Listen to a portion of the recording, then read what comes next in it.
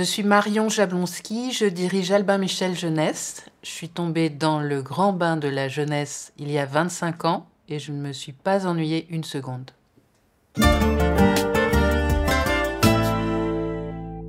Diversité, mouvement, engagement. La diversité, c'est une des caractéristiques d'Albin Michel en général, c'est-à-dire des catalogues très ouverts vers des publics différents, qui ont des origines différentes, des cultures différentes et bien sûr en jeunesse des âges différents. Le mouvement, ça m'évoque plutôt immédiatement nos lecteurs qui sont tout le temps en mouvement et qui font que nous, on ne peut pas être statique. On doit beaucoup observer, écouter, regarder, essayer de comprendre parfois, c'est pas toujours évident. Et je dirais que c'est une des choses qui m'a attachée à la jeunesse. Il y a plus de mouvement que partout ailleurs. Et puis enfin, l'engagement. Je pense qu'il y a eu une grande période de l'édition jeunesse dans les années 70 avec beaucoup d'engagement.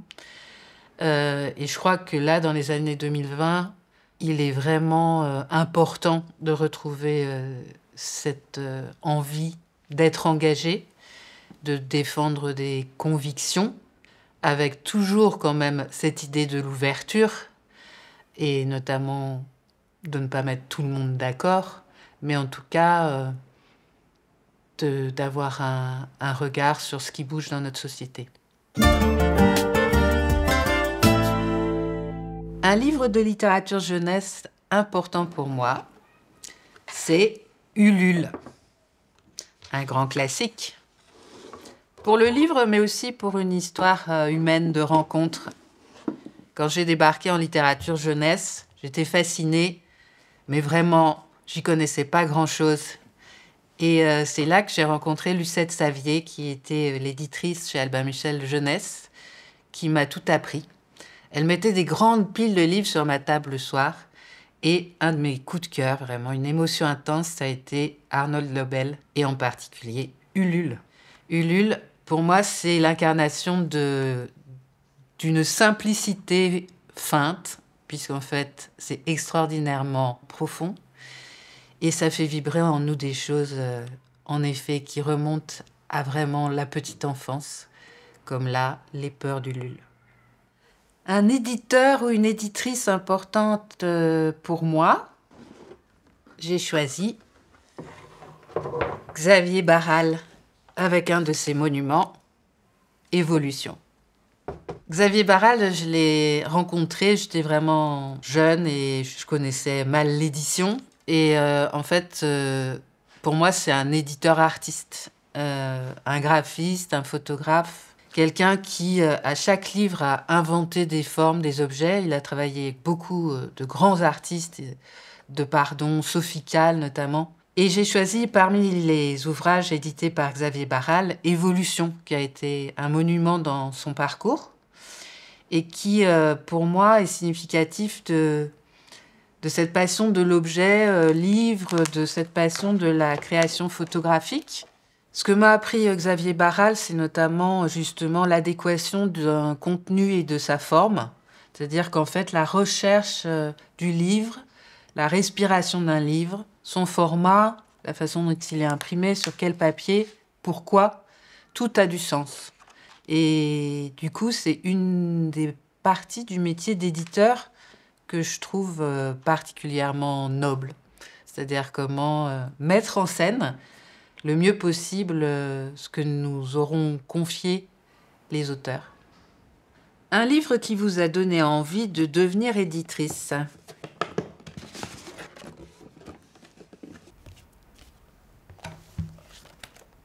J'ai pas choisi un livre parce qu'en fait, certes, j'ai choisi ce métier parce que j'aimais lire, mais je crois que j'ai surtout choisi ce métier parce que j'avais envie de vivre avec des artistes.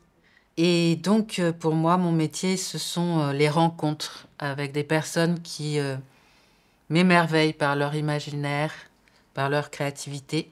Donc, évidemment que c'est un choix très, très limité des multiples rencontres que j'ai faites pendant toutes ces années. Peut-être Hélène Riff avant tout.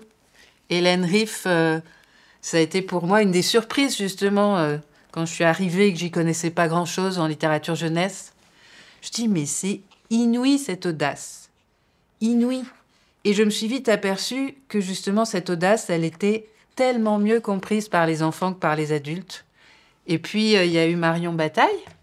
Marion Bataille qui a fait un chef-d'œuvre que personne n'a réussi à égaler dans le pop-up. J'ai pensé à Judith Kerr, parce que Judith Kerr, je l'ai connue 1 an avant sa mort. On a repris ce texte quand Hitler s'empara du lapin rose, qui est vraiment un chef-d'œuvre. C'est en fait sa vie. J'ai aussi pensé à Astrid et Pauline, un binôme avec qui on vit depuis bientôt 10 ans, une histoire incroyable qui est Archibald. Et je pense à leur délicatesse, à cette capacité à dire des choses de façon si juste et si discrète à la fois. Et donc, voilà, des gens qui me touchent. Le premier livre que j'ai publié, c'est Ouchy, en l'an 2000. Ouchy de Fred Bernard et François Roca, voilà aussi une rencontre et 25 ans de compagnonnage passionné qui est devenu une amitié. Ouchy, non seulement c'est le premier livre pour moi, mais c'est surtout aussi un livre emblématique de la littérature jeunesse et d'un binôme qui crée des ouvrages et des univers et des aventures, chacune unique avec une grande variété, mais qui ne s'oublient jamais. Ce sont des livres engagés, ce sont des livres qui savent parler de sujets comme le handicap. Ouchy est aveugle. Ouchy doit fuir. Ils sont persécutés. Donc c'est aussi un livre qui parle de ça, du colonialisme, de l'errance. Et là, dans Ouchy, au fond, ce sont les animaux qui font défiler l'histoire et les rencontres. Et c'est aussi les animaux qui nous parlent d'amitié. Parce que Ouchy, sans son raton laveur, il ne serait jamais arrivé là où il est arrivé.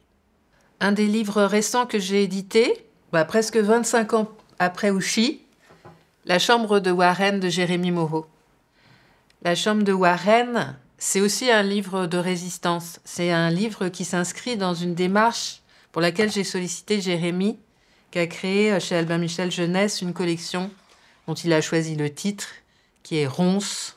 Et donc, La chambre de Warren, c'est une fable d'une grande richesse qui nous parle à la fois du dieu Pan et des défis qui menacent notre monde d'aujourd'hui. Une des forces de la littérature jeunesse, pour moi, c'est son caractère universel et qui traverse les générations, ce qui est souvent sous-estimé.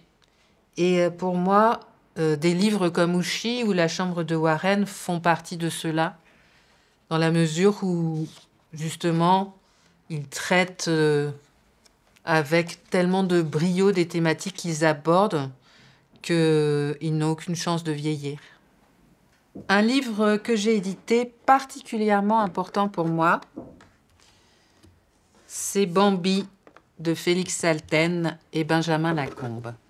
Et on va retrouver Lucette Savier.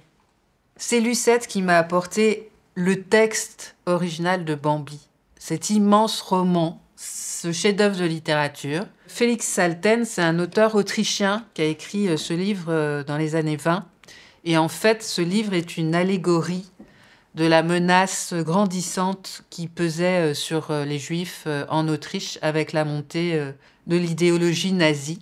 Donc, quand Lucette nous a fait découvrir ce texte, ça a été vraiment un choc et une passion pour Benjamin Lacombe, parce que ça prenait énormément de sens par rapport aussi à son histoire personnelle, à celle de sa famille.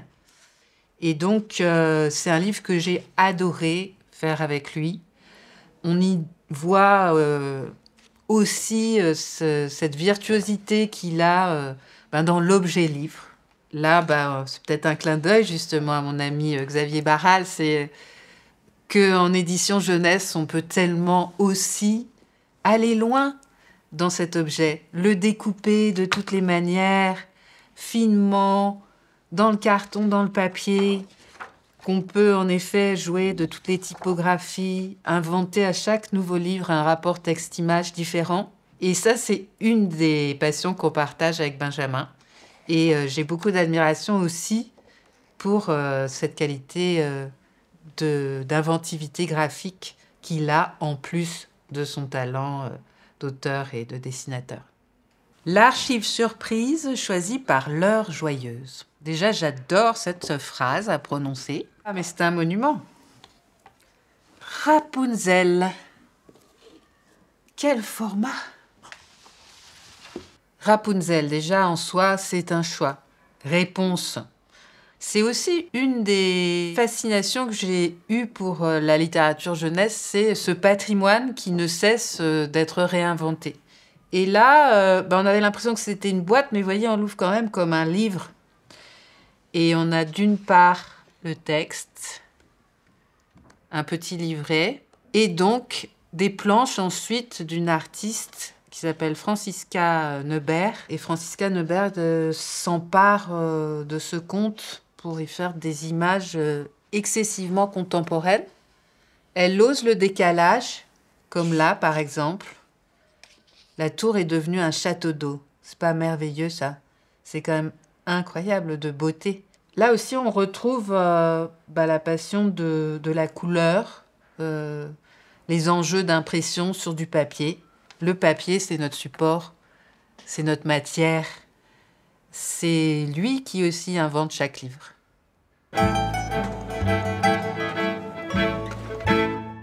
Alors, moi, je vais plutôt répondre par un souhait. C'est que ça continue, et ça continue de plus belle. C'est-à-dire, je pense que la littérature jeunesse, d'abord, elle est totalement méconnue. On est ici à l'heure joyeuse, qui est quand même le lieu des trésors de la littérature jeunesse. Et